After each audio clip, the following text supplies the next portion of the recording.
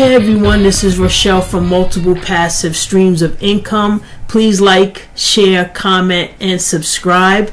And don't forget to hit that bell icon next to the subscription button so you're notified whenever I upload a video. This particular video is going to be about the $3,000 investment I made into Hashflare a few days ago. I'm going to show you the revenue that was produced from that $3,000 investment. And also, I'm going to show you some quirky things about the payment, especially if this is the first time that you're going to do this. Okay, let's log into Hashflare. And if you don't already have the two-factor authentication set up, please make that a priority. When you register, you should be setting that up immediately. If you haven't set it up, just go into Hashflare on the settings screen, scroll to the bottom, and you will see the two-factor authentication. Now what that entails is you downloading an app to your phone. There's three that they suggest: Google Authenticator, there's a Microsoft one, as well as Authy, A-U-T-H-Y. And I'm using Google Authenticator on my phone, and I have an iPhone. You'll be able to download these apps from the App Store or Google Play. And once you go into the two-factor authentication, you'll press the enable button.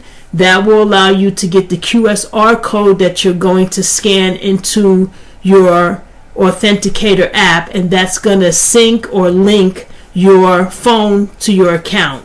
What that does is it gives you a double layer of security. So even if someone is able to obtain your Hashflare password and user ID, they would also need to have your phone in order to get into your account, and hopefully you have a password on your phone as well. Okay, so let's get started.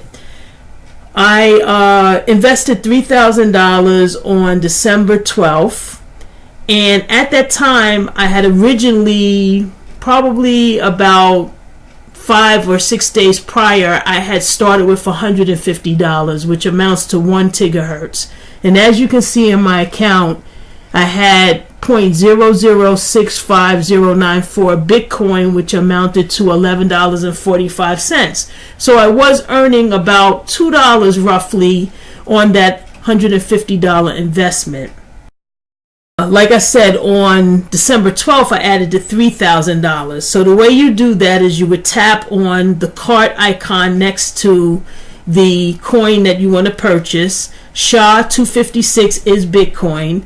And you would slide the slide across to show you how much dollar amount equates to what amount of gigahertz you want to purchase. The $3,000 allowed me to purchase 20 additional gigahertz of hash power. Once I was satisfied with that, I pressed the button proceed, and then it comes to this screen. Now if everything looks good on that screen, then you would select your payment method. Now I want to point out, when I purchased the $150 worth of hash power, I was actually given two options to be able to pay with a credit card. I could use Universal Pay, or I could use CONNECTUM.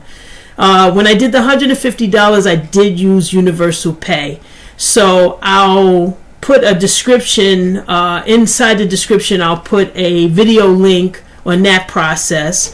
But I do know that when I decided to put $3,000 into Hashflare, I was only given one choice for credit card payment, and that was CONNECTUM. So I'm going to show you what that screen looked like.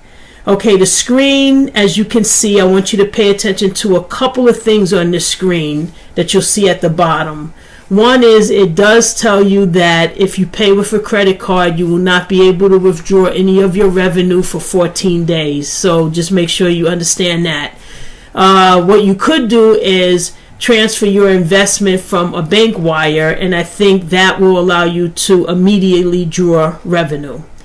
Okay, now I'm going to show you some of the screens that explains the process of CONNECTUM. If I just flash back to the original screen, there will be a link that basically describes what you should do if you pay with Universal Pay, if you were doing a lesser amount, and in this case, how you would utilize CONNECTUM. But the important thing that I want to point out in these screens is that after you make your payments, there is going to be a verification process where you have to go to your online credit card, look on the statement. The transaction is going to have a 4-digit code in the transaction on your credit card statement, and that's the 4-digit code that you will have to enter into one of these screens, and that's kind of like the verification process. Now, when I did mine, for some reason I never got the screen. But what happened was my credit card immediately emailed me to say that they suspected fraud. When I called the credit card company to let them know that it wasn't fraud, that I indeed did consent to the $3,000, he approved it on his end. When I say he, I'm talking about the credit card person I was speaking to. And I never got the chance to put that code in. But I do remember when I did the $150 payment about a week and a half ago, Universal Pay, I did have to put that 4-digit code. So I just want you to be aware of that 4-digit code, where to find it, so that the payment or the investment you're making will go through. Another thing that I want to point out is after you make a purchase, make sure you go back to the dashboard screen. Usually it'll have important messages on that screen. Make sure you're scrolling up and down to see everything. As you can see on this screen, like I said, when I first did the first transaction for $3,000, it was basically marked as fraud. So it did tell me that the purchase didn't go through. And when I did make an actual successful purchase, there was a message a little further down that told me that I had to wait about 120 minutes before things would be confirmed. So just make sure you go back to the dashboard screen and read all of the messages that Hashflare leaves for you. So now if we go to the history screen, you'll see that I purchased 20 gigahertz amounting to $3,000 on December 12th. I also want to show you the screen that shows where the first 3,000 transaction was canceled, and then eventually it processed and it posted to the log on the history screen showing that I purchased the 20 gigahertz. Once your transaction is confirmed, you'll see your total gigahertz on your dashboard screen. As you can see, 21 gigahertz I have currently in my Hashflare account. After about 1 to 2 days, you'll see the projections for the new gigahertz, and you'll also start to see your revenues recording onto the log section of your history screen.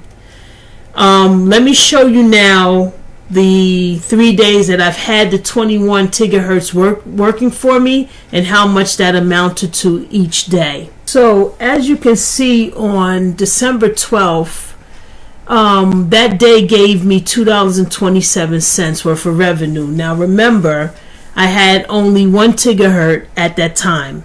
I purchased the additional 20 gigahertz on December 12th, and as you can see, on December 13th, that allowed me to gain $44.60. On the 14th, the revenues were $47.15, and then today, which is December 15th, another additional $50.05, totaling $156.44, which is great returns.